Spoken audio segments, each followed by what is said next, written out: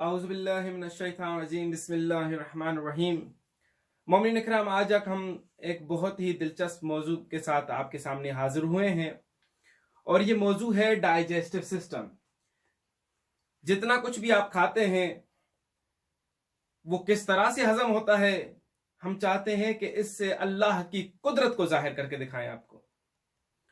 क्योंकि हमने पहले भी इससे वीडियोस में बतलाया था आपको कि इंसान को जब अल्लाह ने बनाया तो फौरन कुरान में के उठा, लकद खलकनल इंसान फी अहसन तकवीम। मैं तो वो हूं कि जो कि जिसने इंसान को एक खूबसूरत शक्ल में पैदा किया है।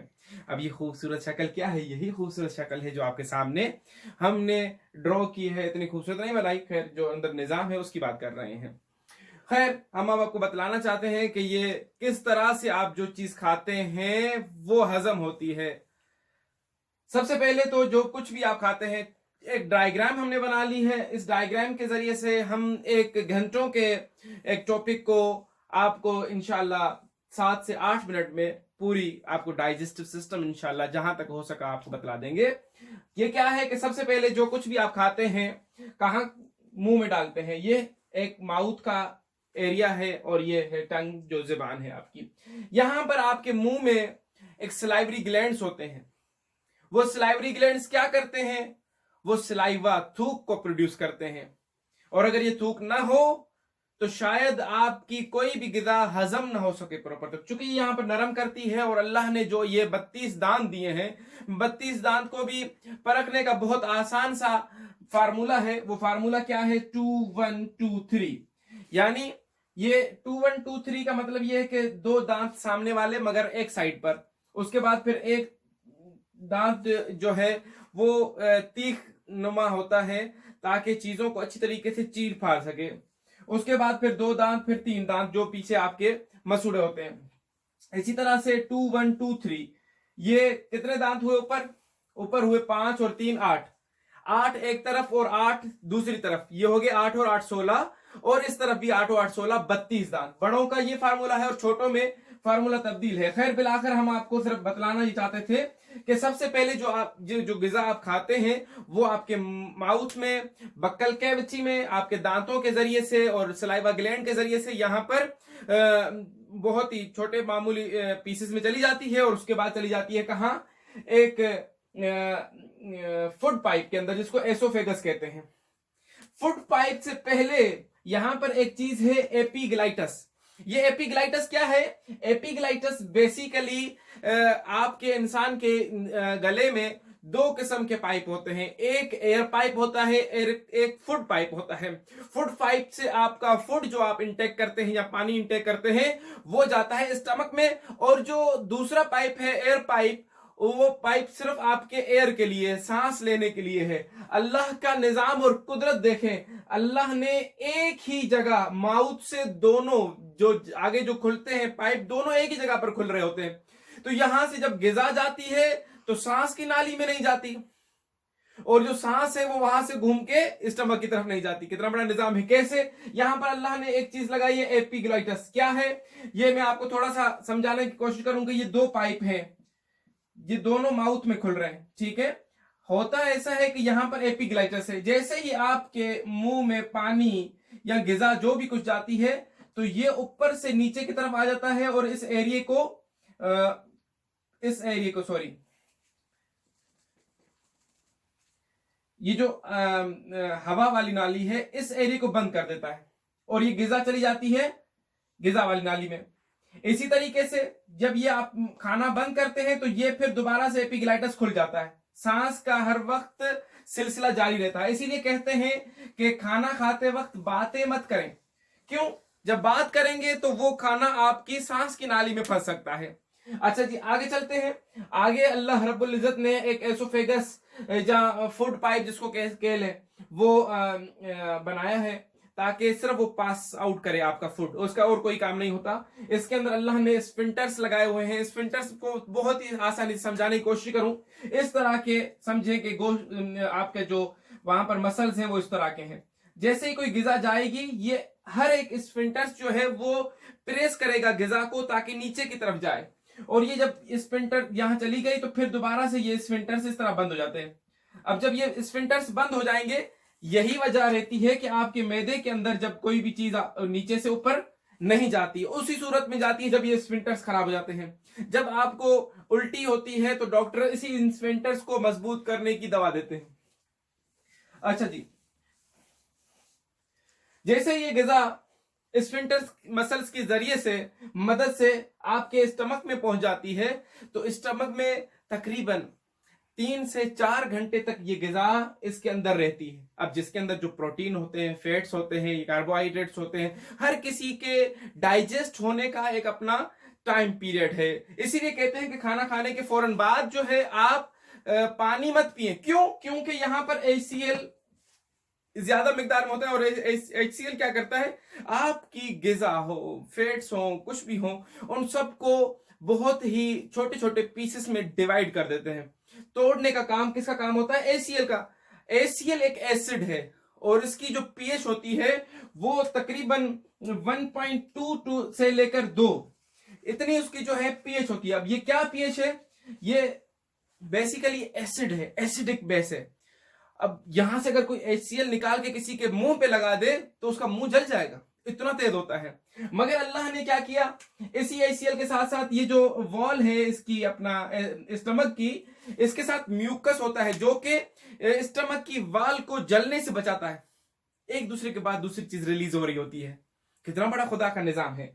अच्छा जी, तो ये कोशिश करें कि खाना। अच्छा, कुछ लोग ऐसे हैं जो अक्सर कहते हैं कि भाई ये जो बच्चे हैं ये हैं तो बड़े घराने के, मगर इनको कोई खाना लगता ही नहीं। अक्सर आप देखेंगे कि इनको एनेमिक रहते हैं, इनको खून की कमी रहती है। अब खून की कमी क्यों होती है?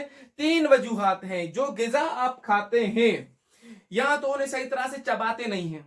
अगर गिजा को सही तरह से चबा के नीचे नहीं भेजेंगे तो वो सही तरह डाइजेस्ट नहीं होगी, एक ये वजह है। ठीक है, और इसी वजह से तो अगर हम आप इस्लामिक कवानीन की भी अगर स्टडी करें तो आपको पता चल जाएगा कि आज से 1400 साल पहले हमारे पाक नबी ने बतला दिया था कि जब भी गिजा को छोटे छोटे लुक़्मे बनाकर खाओ और उन्हें जितना हो सकता है मुंह के अंदर चबाओ और फिर नीचे जाए।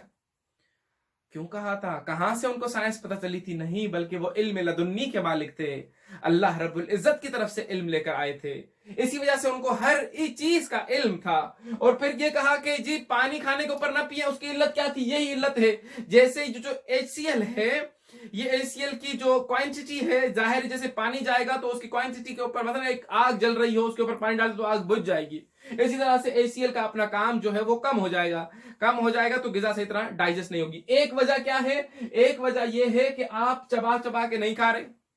दूसरी वजह यह है कि मिक्स्ड फूड खा रहे हैं। मसलन आपने रोटी खाई, ऊपर से कोल्ड ड्रिंक पी, फिर चाय पी ली, फिर कहा कि भाई मीठा बना हुआ ये भी खा लो, फिर चिप्स खा ली, फिर पॉपकॉर्न खा ली। अब ये इतनी मिक्स्ड गिजाएं आपने खा ली कि खुद आपके मैदे को पता ही नहीं है कि कौन सा एंजाइम्स में रिलीज करूं ताकि कौन सी गिजा को डाइजेस्ट कर सके। इसी तरह से ये फिक्स्ड मिक्स गिजा की वजह से भी आपको ये खाना नहीं लगता और जिसकी वजह से आपके खून जो है नहीं बढ़ता। अच्छा जी, और क्या चीज है? एक तो खाना, 3 पानी पीना, आप उसके ऊपर 3 चीजें हो गई। चबा के न खाना, मिक्स्ड गिजा खाना, और गिजा के ऊपर फौरन पानी पी लेना। इससे भी वो गिजा सही तरह आपको नहीं लगती। अच्छा जी, उसके बाद हम बात करते हैं, कोशिश करें क्योंकि 4 घंटे तक इसके अंदर गदा रहती, तो कोशिश करें कि खाना खाने के 1 घंटे के बाद आप फिर भी, हालांकि 1 घंटे के बाद काफी टाइम के बाद पी लेना चाहिए, मगर नहीं भी तो कम से कम 1 घंटे के बाद आप जो है पानी पिए। अच्छा जी, जब ये यहां तक पहुंचा तो यहां के पहुंचने के बाद आगे जो है HCl स्टमक अपना काम करेगा। स्टमक के मसल अपने सही तरीके से गजा को चबाएंगे, उसको मरोड़ेंगे और फिर आगे की तरफ भेज देंगे। आगे क्या है? आगे हमारे स्मॉल इंटेस्टाइन में खुलेगी। अब ये स्मॉल इंटेस्टाइन यहां से माउथ से लेकर एनस तक का जो ये पूरा सिलसिला है, ये आपका तकरीबन 8 से 11 मीटर DIT जो है आपकी अपना डाइजेस्टिव सिस्टम की जो ट्रैक है वो कितनी लंबी है आपकी? 11 मीटर, यानी कि 33 से 36 फुट लंबी होती है पाइप जो आपकी जो गिजा जिसके अंदर ट्रेवल करती है, और उसके बाद एक मसलन वेस्ट मटेरियल के साथ वो फिर निकल जाती है एनस के जरिए से। अच्छा जी, और उसके साथ साथ क्या है कि हम जैसे ही आप आगे जाएगी गिजा, तो अब इस गिजा के साथ दो चीजें और अटैच हैं। यहां पर है लिवर, यहां पर है पेनक्रियाज। पेनक्रियाज जो है इसके दो काम हैं, ये एंडोक्राइन ग्लैंड भी है, एक्सोक्राइन ग्लैंड भी है। एक तो इंसुलिन प्रोड्यूस करता है। इंसुलिन क्या है, ये इंशाल्लाह हम जो अपना डायबिटीज का टॉपिक पर आएंगे तो इंशाल्लाह उसमें आपको बतलाएंगे कि ये किस तरह से इंसुलिन प्रोड्यूस करता है और फिर क्यों नहीं करता है। अच्छा जी, ये दो तीन किस्म के जो है यहां से एंजाइम्स को सीक्रेट करता है। ऊपर से बाइल आता है, कहां से, गॉल ब्लैडर से। ये जो लिवर है आपका, लिवर के बहुत सारे फंक्शंस हैं, जिनके अंदर एक ये है कि इसके साथ अटैच होता है गॉल ब्लैडर। गॉल ब्लैडर जो है वो बाइल सीक्रेट करता है, और वो बाइल जाकर ये बेसिडिक बेस होता है। यहां से HCl यानी कि एसिडिक बेस जब नीचे बाहर निकलती है तो एसिडिक बेस काम करके उसको ठंडा कर लेता है दोबारा से, ताकि अंदर जाए और आगे, क्योंकि म्यूकस रिलीज नहीं होगा, दूसरी अंतड़ियों को नुकसान न पहुंचे। इसी तरह से हम आगे बात करें तो ये हमारी गिजा जो है चली जाती है छोटे छोटे मॉलिक्यूल्स में। यहां तक पहुंचने के बाद जब ये दो इनको एंजाइम्स मिल जाते हैं, छोटे छोटे टुकड़ों पीसेस में कन्वर्ट हो जाती है और चली जाती है आपके स्मॉल इंटेस्टाइन में। स्मॉल इंटेस्टाइन, ये पूरे जितना भी आपने डाइजेस्टिव सिस्टम पढ़ा, उसके अंदर जो ये एलिमेंट्री कैनाल है, सबसे बड़ी एलिमेंट्री कैनाल यही है। क्योंकि जो ये लार्ज इंटेस्टाइन है वो 1.5 मीटर लंबी होती है, या 3 मीटर, और जो ये वाली है ये तकरीबन जो है 5 से 6 मीटर जो है लंबी रहती है। अच्छा जी, यहां पर क्या होता है कि छोटे छोटे से अंदर विलाई होते हैं, ठीक है, माइक्रोविलाई भी होते हैं। अब वो करते क्या है कि जो आपका फूड पार्टिकल्स नीचे उतरे हैं, उन फूड पार्टिकल्स को जो है उनके कार्बोहाइड्रेट्स को और दूसरी चीजों यहां से इनके साथ जो है ब्लड कैपिलरीज का गुच्छा और जाल इनके साथ अटैच होता है। ये माइक्रोविलाई जो है वो एब्जॉर्ब करती हैं ब्लड के अंदर वो तमाम चीजें जो कि आपने खाया होता है, प्रोटीन हो, कार्बोहाइड्रेट्स हो, शुगर हो या कोई और चीज हो, वो तमाम चीजें कन्वर्ट हो जाती हैं ब्लड में, और ब्लड अब लेके जाता है जिस्म के तमाम ऑर्गन की तरफ, उसी आपकी जो चीज आपने खाई थी। और जो इजाफी हो जाएगा फिर लिवर की तरफ ले आएगा और लिवर को दे देगा, कहेगा कि इसको स्टोर करके रखो, जहां पर जरूरत हुई मैं तुमसे लेकर फिर पहुंचा दूंगा। कितना बड़ा निजाम है, कितना बड़ा काम है। इसी तरह जब ये स्मॉल इंटेस्टाइन से गिजा एब्जॉर्ब हो जाती है, उसके बाद आ जाती है कहां, लार्ज इंटेस्टाइन में। लार्ज इंटेस्टाइन का जो एक वो जगह जहां से स्मॉल इंटेस्टाइन और लार्ज इंटेस्टाइन आपस में मिलते हैं, वहां पर होता है अपेंडिक्स। और ये अपेंडिक्स अप्रोक्स 2 से 3 इंचेस होता है ऐसा है कि किसी किसी इंसान का ये अपेंडिक्स बड़ा हो जाता है 8 इंच 12 इंच, और ये समझे कि बड़ा बड़ा इतना भी हो सकता है। ठीक है, तो डॉक्टर्स क्या करते हैं, डॉक्टर्स इसी छोटा सा एक ऑपरेशन करते हैं यहां पर, और इस अपेंडिक्स जो बड़ी हो जाती है, यहां से ये अपेंडिक्स की नली कहें या एक पाइप छोटा सा, आज तक वैसे डॉक्टर समझ नहीं सके हैं कि ये अपेंडिक्स है क्या। बिलाखिर ये अपेंडिक्स को डॉक्टर्स छोटे से ऑपरेशन से काट देते हैं, फिर ये अपनी जगह पर वो छोटी सी साइज में हो जाता है। जो भी गिजा है वो चली जाती है लार्ज इंटेस्टाइन में। लार्ज इंटेस्टाइन में जितना भी आपका वोटरी मटेरियल होता है वो एब्जॉर्ब हो जाता है। उसके बाद अल्लाह की दूसरी कुदरत ये है कि इसी लार्ज इंटेस्टाइन के अंदर ई कोलाई, स्क्रीडिया कोलाई और साल्मोनेला टाइफी, ये वाफर मिकदार में यहां पर माइक्रो ऑर्गेनिजम्स होते हैं। ये ऑर्गेनिजम्स क्या करते हैं, वो जो भी आपका फूड है उसको बेसिक में तब्दील कर देता है, और उसके साथ साथ जो है उसको मदफू में या स्टूल की सूरत में बना देता है। अब जब वो स्टूल की सूरत में बना देता है तो वो तमाम यहां से आकर आपके एनस के जरिए से पास आउट होता है। इससे पहले रेक्टम में जमा हो जाता है और एनएस के थ्रू पास आउट होता है। और जब ये स्टूल आपका एक आम नेचुरल एनवायरनमेंट में आ जाता है तो फिर भी कोई नुकसान नहीं पहुंचाता। इसलिए नुकसान नहीं पहुंचाता चूंकि बेसिक बेस होता है। इसी तरीके से हम आपको बताएं कि ये जो हमने बात की गॉल ब्लैडर की, ये गॉल ब्लैडर बहुत ही जरूरी होता है इंसान के लिए। हम ये समझते हैं कि डॉक्टर अक्सर कहते हैं कि जिनको गॉल ब्लैडर में स्टोन हो जाए या कोई दूसरा मसला, तो इसको काट के फेंक दें, ये इजाफी ऑर्गन है। इजाफी ऑर्गन नहीं है, ये बहुत सारे आपके फैट्स को पिघलाने का काम करता है। इसी के साथ साथ यही गॉल ब्लैडर जो है एक हॉर्स के अंदर नहीं होता, घोड़े के अंदर। क्यों? और दूसरा ये कि घोड़े के ब्लड के अंदर एंटीबॉडीज होती हैं। मसलन जिस तरह हम ये कहूं कि जहर को मारने के लिए जहर की जरूरत होती है, तो इसका मतलब ये नहीं है कि एक सांप आपको इधर काट ले तो आप किसी दूसरे सांप से इधर कटवा दें, ठीक है, तो वो काट तो देगा, इंसान मर ही जाएगा।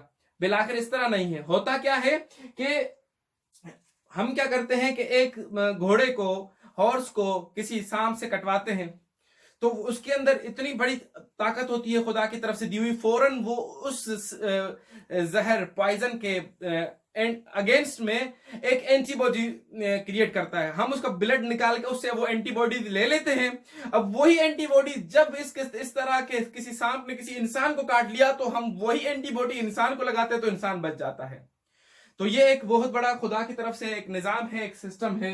तो अल्हम्दुलिल्लाह से मैं समझूंगा कि आप काफ़ी हद तक, चूंकि वक्त इतना ज़्यादा नहीं होता, थोड़े से वक्त के अंदर ये तमाम चीज़ें समझानी होती हैं। उम्मीद करता हूं कि आपने छोटे से हमारे इस टाइम के अंदर बहुत सारी चीज़ें खुदा की निज़ाम और कुदरत को समझने में कोशिश की होगी और समझे भी होंगे। काफ़ी चीज़ें हम पहुंचा चुके होंगे और काफ़ी चीज़ें नहीं भी पहुंचाई होंगी, वो आप हमें मैसेज कर दीजिएगा, टेक्स्ट कीजिएगा। इंशाल्लाह हम कोशिश करेंगे नेक्स्ट किसी वीडियोज़ में आपके वो तमाम सवालात जो आपके जहनों में अभी पैदा हुए होंगे, उनका हम आपको ऐसा तरीके से जवाब दे सकें। वस्सलामु अलैकुम रहमतुल्लाहि व बरकातुहू।